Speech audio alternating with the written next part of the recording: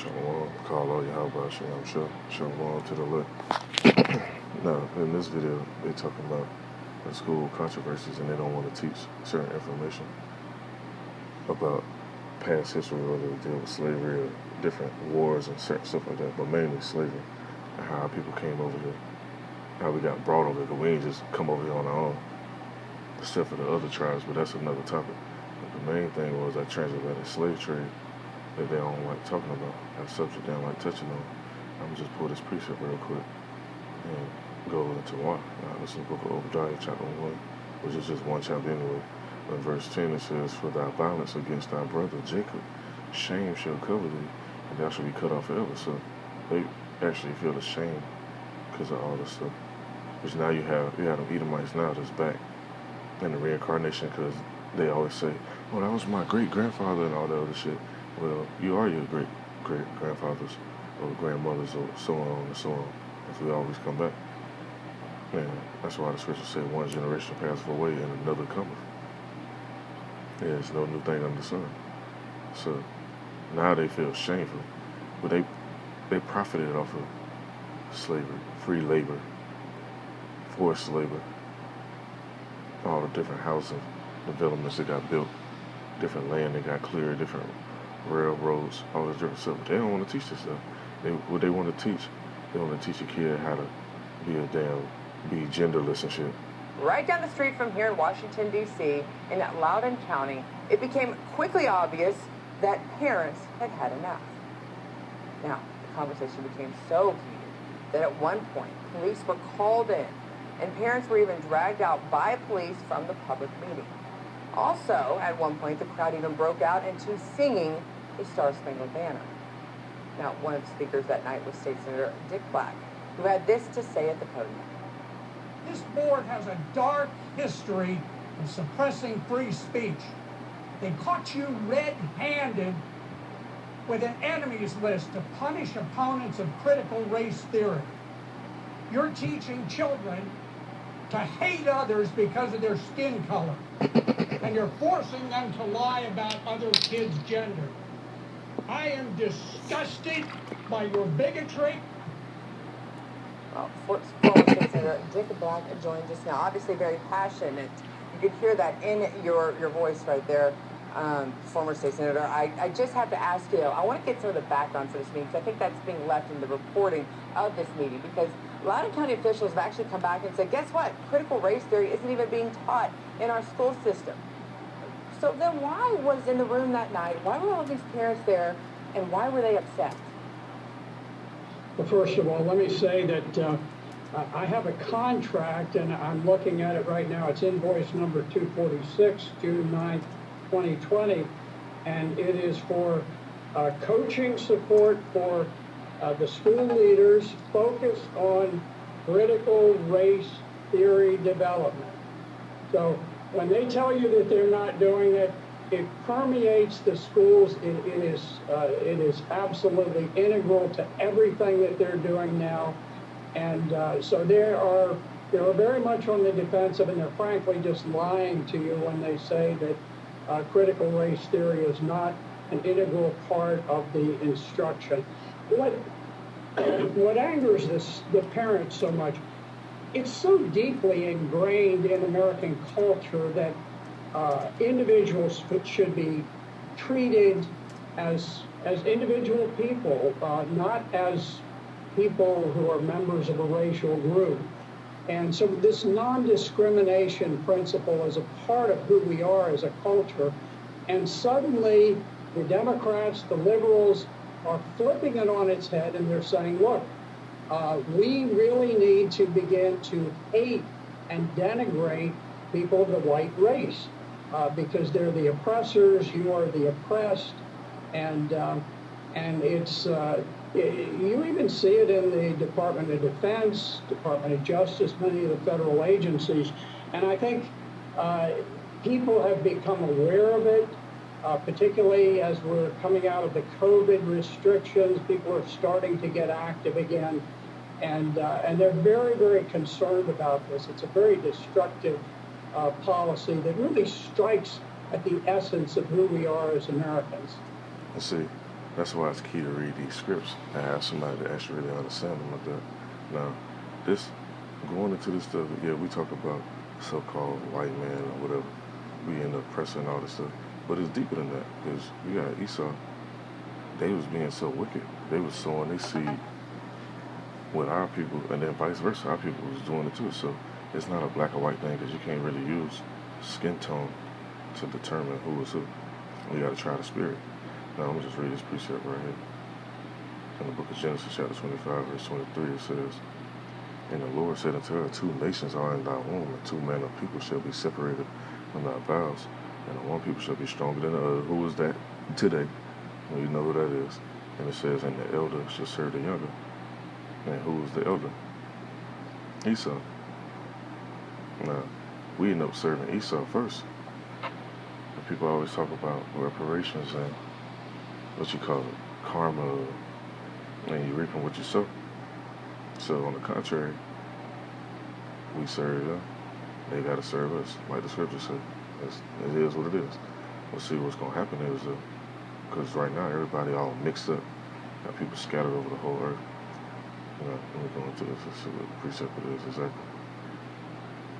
It's in the book of Matthew, chapter 13, and verse 25. It says, "But while men slept, his enemy came and sowed tares among the wheat." That's why you see somebody, you be like, "Man, this nigga acting like he a cracker. That might be a tear." That's exactly what it might be. And it says, "And went his way." So during slavery, you had this stuff going on. You had the men with their women back in the quarters, the slave quarters. Then you had Esau bring his ass in there while the man sleep, grab a wife up out of there, and go pop her and get her pregnant. And then next thing you know, they got a baby. Baby come out a little bit lighter. Next thing you know, if he end up being the house nigga, if he be too dark, they put his ass in that field. Then he have a baby.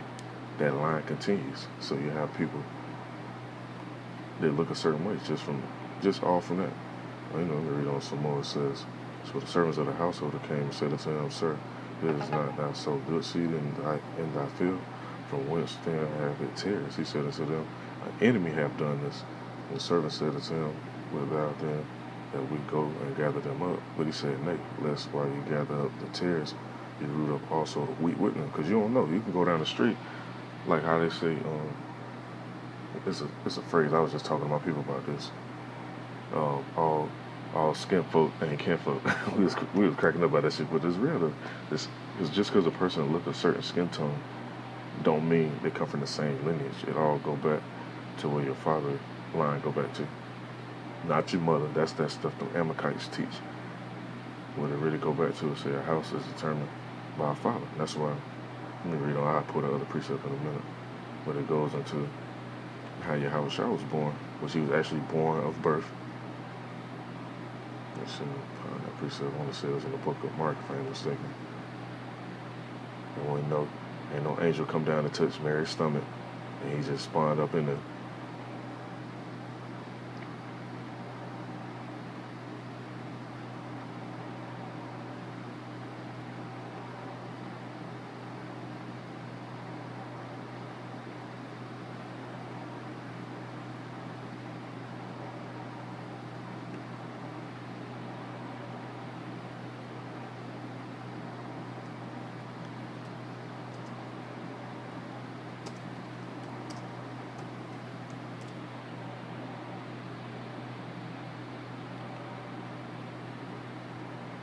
All right, so in the book of Matthew, I'll come back to it. Let me finish reading this real quick.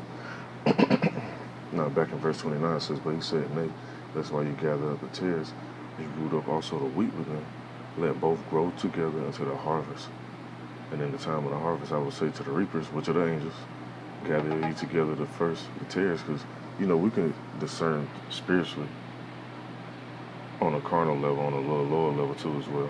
With the angels, they know for sure who is who. They know, like, okay, this is wheat right here, this is a tear right here. It says, "Gather ye together first the tares and bind them of abundance to burn them, but gather the wheat into my barn."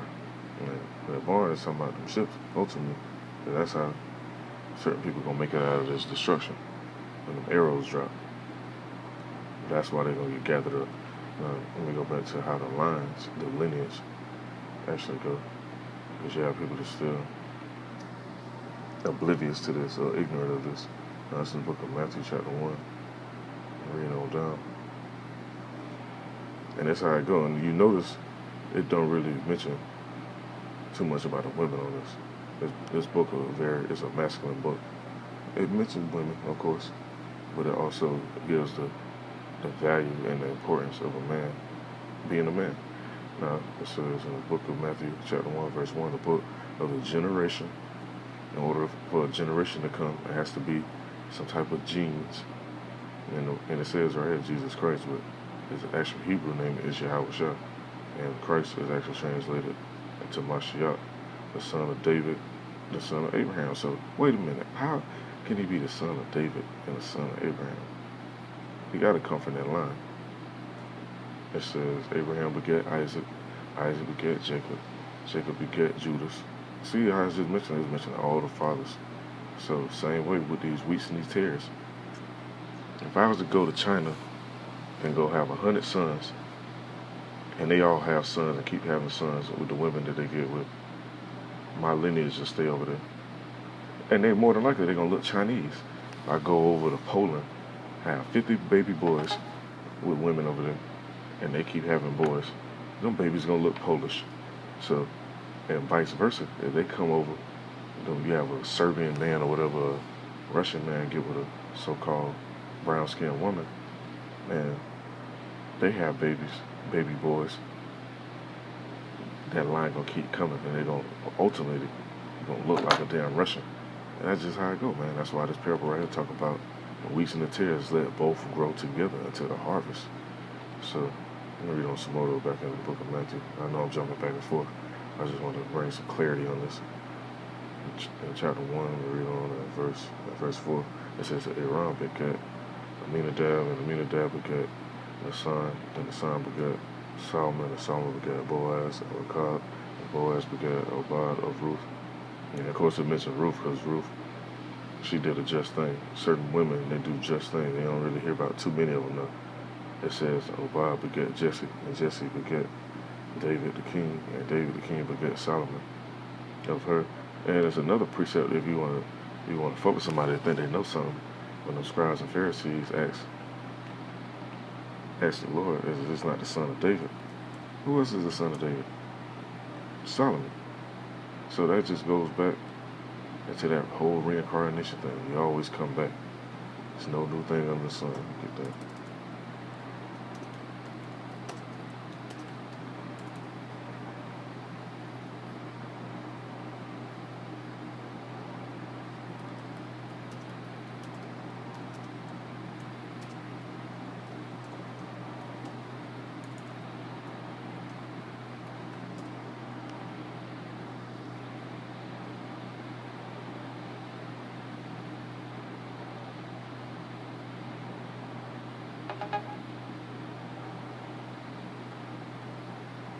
It's in the book of Matthew, chapter 12.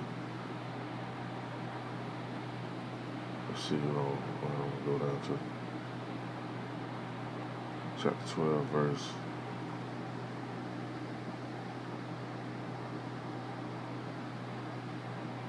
I'm going to start at verse 21.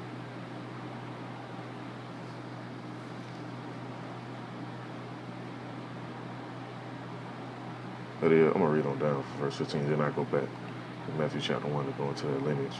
But it says in verse 15, but when Yahushua knew it, he withdrew himself from thence, and great multitudes followed him, and he healed them all. What was one thing Solomon was capable of doing? Healing, having that wisdom and that knowledge, and having charge of the spirits. So he ain't do nothing but come back, just came back in another vessel. Now it says, and charged them that they should not make him known, that it might be fulfilled which was spoken by Elijah the prophet, saying, behold, my servant whom I have chosen, and beloved, in whom my soul is well pleased. I will put my spirit upon him, and he shall show judgment to the Gentiles. He shall not strive nor cry, neither shall any man hear his voice in the streets. A bruised reed shall not break, and smoking flax shall he not quench, till I send forth judgment unto the victor, and his name shall the Gentiles trust. So what's his name? Because it wasn't Jesus. They weren't saying Jesus back then. 2,000 years ago, they weren't saying that. Now, verse 22, it says, then was brought unto him one possessed with a devil, blind, and dumb, and he healed them. That's the same thing Solomon was doing. Had control over them familiar spirits, so to speak. It says, and he healed them, and so much that the blind and dumb both spake and saw, and all the people were amazed, and said, is this not the son of David? Who is the son of David? But they knew, they was familiar with this stuff. Let me go back and keep going on through this line. Now, back in Matthew chapter 1, verse 6, it says, and Jesse begat David the king, and David the king begat Solomon.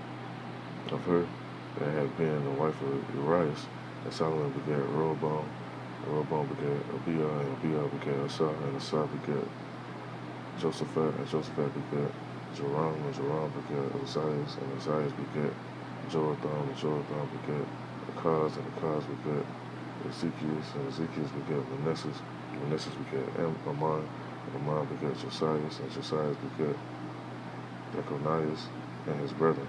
About the time they were carried away to Babylon. So you keep in mind, it's still mentioning how that seed of the man get carried away. That's why Herod wanted to kill the firstborn sons. And he put out a decree to go kill all the daughters. He wanted the sons because he knew. Verse 12 it says, and after they were brought to Babylon, Jeconias begat Selethiel, and Selethiel begat Zerubbabel, and Zerubbabel begat Abiel, and Abiel begat Elikam, Elikam begat Azor, and Azor begat Zadok, and Zadok begat Akam, and Akam begat Elud, I should say, and Elud begat Eleazar, and Eleazar begat Mathan, and Mathan begat Jacob, and Jacob begat Joseph, the husband of Mary. So, if the Lord come from this line right here, that means one thing. He had to be born.